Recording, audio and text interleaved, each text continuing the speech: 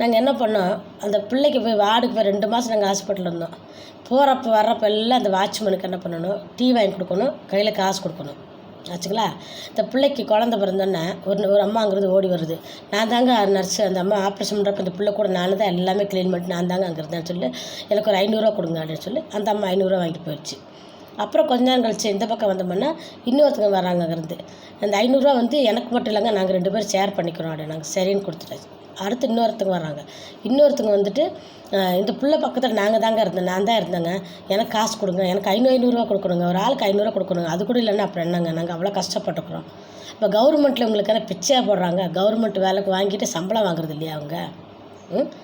சரி, இது இப்படியெல்லாம் கொடுத்து அதுக்கு ஒளிஞ்சு போய் கொஞ்சம் நின்னோம்னா வெளியே வர ஹவுஸ் கீப்பிங் அந்த அம்மா இருப்பாங்க, அவங்களுக்கு கொடுக்கணுங்க. ஏன்னா அவங்க வந்து உண்மையிலே வந்து எல்லாம் க்ளீன் பண்ணுவாங்க, அதுக்காக அவங்களுக்கு கொடுக்கலாம். அந்த வார்டில் உள்ள வார்டுக்கிட்ட இருக்கவங்க சுத்தம் பண்ணிடுறாங்க.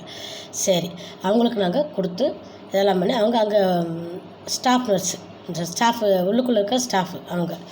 சரி, ஏன்னா அவங்களுக்கு கொடுத்து முடிச்சுட்டு சரி இதெல்லாம் கொடுத்து முடித்து வெளியில் வரப்போ எங்கள் மருமகன் உள்ளே வர்றதுக்கு விட மாட்டேங்கிறாரு. அதே வாட்ச்மேன் என் கூட வர்றதை பார்த்துக்கிறாரு, போகிறத பார்த்துக்கிறாரு, உள்ளே வர விட மாட்டேங்கிறாரு. ஏன்னு கேட்டால் நேரம் ஆயிடுச்சு, நீங்கள் வெளியில் போகணும், கையில் கொண்டு வந்து ஒரு 20 ரூபாய் கையில் கொடுக்குமோ, போங்க போய்ட்டு சீக்கிரம் வந்துடணும் சரிங்களா அப்படின்னு. இதெல்லாம் எதுக்கு மக்களே இந்த நாடகம் சொல்லுங்கள்?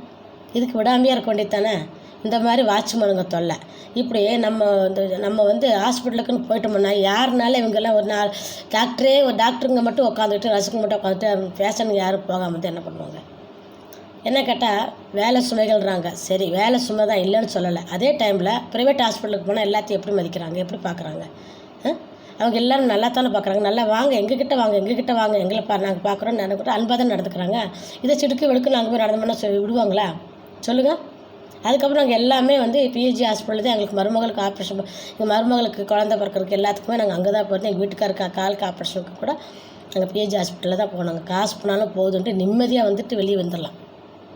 அங்கேயே கம்மியான செலவில் இருக்குது பிஹெச்சி ஹாஸ்பிட்டலில் சரிங்களா.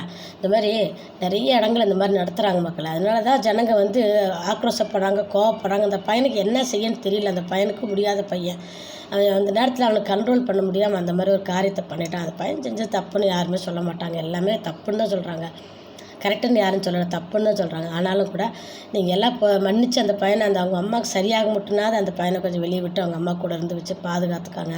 நீங்கள் எல்லாம் டாக்டருங்க எல்லாருமே நீங்கள் ஸ்ட்ரைக் பண்ணுறது சரி, நீங்கள் நியாயமான முறைக்கு நீங்கள் ஸ்ட்ரைக் பண்ணுங்கள். அவர் செஞ்சது கரெக்டாக, அந்த ஊசி போட்டது கரெக்டாக, அவரை அந்த புக்கு தூக்கி மூஞ்சில் வீசுனது கரெக்டாக, அது நீங்கள் யோசனை பண்ணிவிட்டு நீங்கள் எல்லாம் ஸ்ட்ரைக் பண்ணுங்கள் மக்களை. எல்லோரும் ஸ்ட்ரைக் பண்ணுங்கள், போராடுங்க, எல்லாம் நல்லது தான் மக்களை. ஆனால் நீங்கள் செய்கிறது எல்லாமே கரெக்டான இப்போ யோசனை பண்ணிவிட்டு ஒரு நிமிஷம் உட்காந்து எல்லாம் கமிட்டி போட்டு பேசி கரெக்ட் பண்ணுறோமா, கரெக்டாக இருக்கிறோமான்னு சொல்லி பேசிவிட்டு அப்புறமா நீங்கள் எல்லோருமே இந்த மாதிரி பண்ணுங்கள் மக்களை. டாக்டருங்களா இருக்கட்டும், நர்ஸுங்களாக இருக்கட்டும், எல்லோரும் பண்ணுங்கள், நல்லது சரிங்களா. ஏன்னா